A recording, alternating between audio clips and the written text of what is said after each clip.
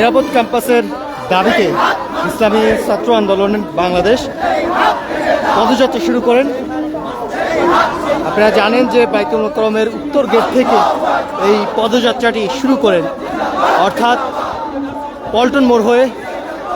Press ক্লাবের অভিমুখে কিন্তু ইসলামী ছাত্র আন্দোলনের যে পদযাত্রা সেটি কিন্তু আসলে আপনারা দেখতে পাচ্ছেন। ইতিমধ্যেই তাদের এই পদযাত্রাটি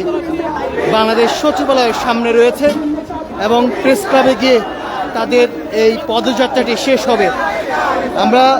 উত্তর গেট থেকেই যে ইসলামী ছাত্র আন্দোলনের সভাপতি থেকে শুরু করে এবং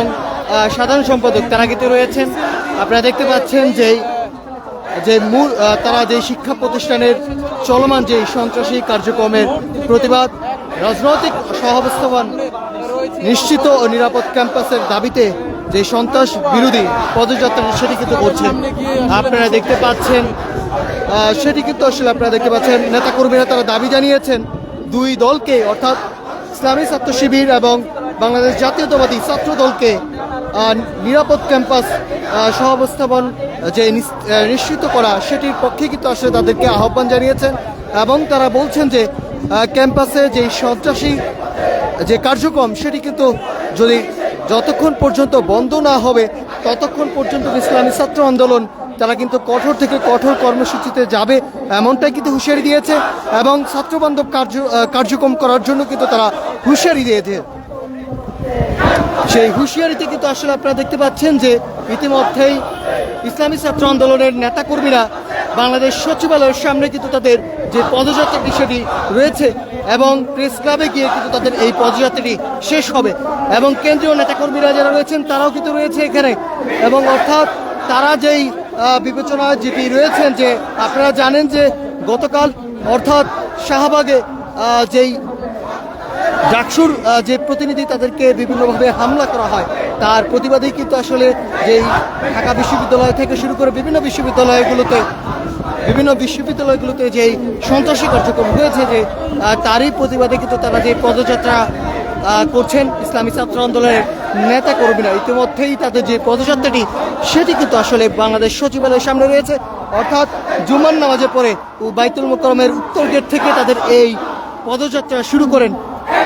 এবং শেষ করবেন জাতীয় প্রেস ক্লাবের সামনে গিয়ে তারা এবং তারা কিন্তু স্লোগানে মুখরিত এই বাংলাদেশ সচিবালয়ের সামনে, অর্থাৎ তারা কিন্তু একটি সুষ্ঠু সাংস্কৃতিক ক্যাম্পাস কিন্তু আসলে তারা চান। সামনে ভিডিওতে আসতেছে কোনো বারবার তুমি লাইভে আসতেছে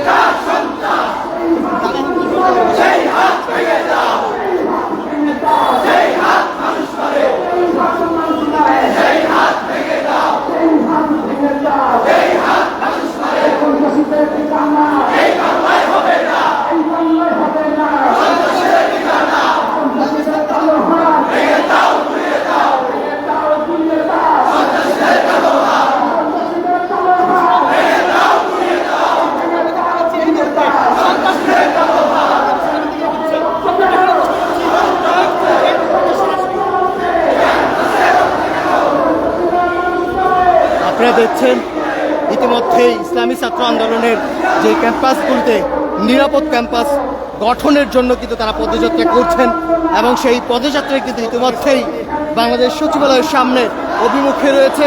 এবং প্রেস ক্লাবে গিয়ে কিন্তু তাদের এই পদযাত্রাটি শেষ হবে। আপনাদেরকে যদি একটু জানিয়ে রাখি, জুম্মার নামাজের পরে অর্থাৎ বাইতুল মোকাররমের যে উত্তর গেটটি রয়েছে সেখান থেকে কিন্তু তাদের এই পদযাত্রাটি শুরু হয়। সেখানে সংক্ষিপ্ত বক্তব্য দেন ইসলামী ছাত্র আন্দোলনের কেন্দ্রীয় নেতাকর্মীরা এবং সেখানে তারা কিন্তু হুঁশিয়ারি দেন ক্যাম্পাসগুলোতে যতক্ষণ পর্যন্ত সুস্থ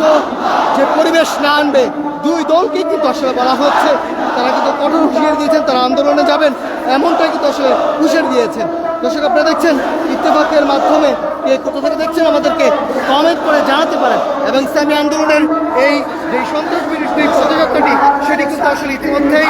বাংলাদেশ সচিবালয়ের সামনে কিন্তু আসলে তারা রয়েছেন। ইসলামী আন্দোলনের কেন্দ্রীয় নেতাকর্মীরা তারাও কিন্তু রয়েছেন এখানে এবং তারা কিন্তু কঠোর থেকে কঠোর কর্মসূচিতে নামবেন ক্যাম্পাসগুলিতে যে সন্ত্রাস বিরোধী কার্যক্রমগুলো রয়েছে সেটাকে বন্ধের না হওয়া পর্যন্ত তারা কঠোর থেকে কঠোর কর্মসূচিতে নামবেন, এমনটাই কিন্তু হুঁশিয়ারি দিচ্ছেন ইসলামী আন্দোলনের নেতাকর্মীরা।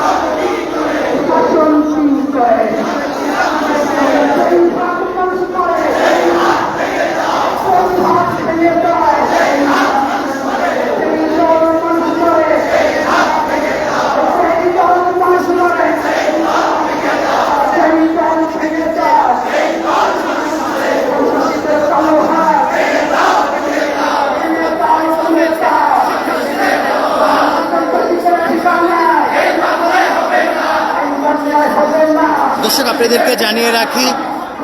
বাইতুল মোকাররমের উত্তর গেট থেকে ইসলামী ছাত্র আন্দোলন তারা পদযাত্রাটি শুরু করেন জুমার নামাজের পরে, অর্থাৎ পল্টন মোড় হয়ে বাংলাদেশ সচিবালয় হয়ে জাতীয় প্রেস ক্লাবের সামনে কিন্তু তারা অবতরণ করেন। এই ইতিমধ্যেই তারা যেই শিক্ষা প্রতিষ্ঠানে যে চলমান সন্ত্রাসী কার্যক্রমের প্রতিবাদ, রাজনৈতিক সহাবস্থান যে নিশ্চিত ও নিরাপদ ক্যাম্পাসের দাবিতে ইসলামী আন্দোলনের নেতাকর্মী ইতিমধ্যেই বাংলাদেশ যেই সচিবালয় রয়েছে সেটি অভিমুখে ত্যাগ করে ইতিমধ্যেই তারা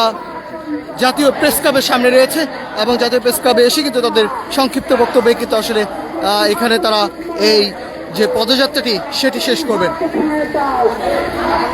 যদি আমাদের এই শিক্ষা প্রতিষ্ঠানগুলোকে আবারও সন্ত্রাসের অভয়ারণ্যে পরিণত করা হয়, ছাত্রলীগের মতো বিগত 17 বছর যেভাবে অন্যান্য ছাত্র সংগঠনগুলোকে ক্যাম্পাসে বাধাগ্রস্ত করা হয়েছে, শিক্ষার্থীদের উপরে নির্মম নির্যাতন চলেছে, যদি আবারও ছাত্রদল এবং ছাত্র শিবিরের কেউ আবারও শিক্ষা প্রতিষ্ঠানগুলোকে, শিক্ষার্থীদেরকে তারা যদি নির্যাতনের শিকার করে শিক্ষা প্রতিষ্ঠানগুলোকে সন্ত্রাসের অভয়ারণ্য বানায়, আমরা সকল ছাত্র জনতাকে নিয়ে ছাত্রদল অথবা ছাত্র শিবির যেই কাজ করবে তাদের বিরুদ্ধে কোনো আন্দোলন করে চলবে ইনশাআল্লাহ। যেভাবে ছাত্রলীগকে ক্যাম্পাস ছাড়া করা হয়েছে সেভাবে সন্ত্রাসীদেরকেও ক্যাম্পাস ছাড়া করা হবে। আগামী রবিবার 26 তারিখ দেশব্যাপী সকল ক্যাম্পাসের সামনে সন্ত্রাস বিরোধী মানববন্ধন কর্মসূচি পালন করা হবে ইনশাআল্লাহ। আজকের অনুষ্ঠানে যারা অংশগ্রহণ করেছেন, সম্মানিত প্রশাসনের যারা রয়েছেন, সম্মানিত সাংবাদিক বৃন্দ যারা রয়েছেন, সবাইকে ধন্যবাদ জানিয়ে শেষ করছি। আল্লাহুম্মা আমিন। রব্বানা আতিনা ফিদ দুনিয়া হাসানাহ ওয়া ফিল আখিরাতি হাসানাহ ওয়া কিনা আযাবান্নার। রব্বুল আলামিন আল্লাহ যে জালিম থেকে আমাদেরকে মুক্ত করেছে,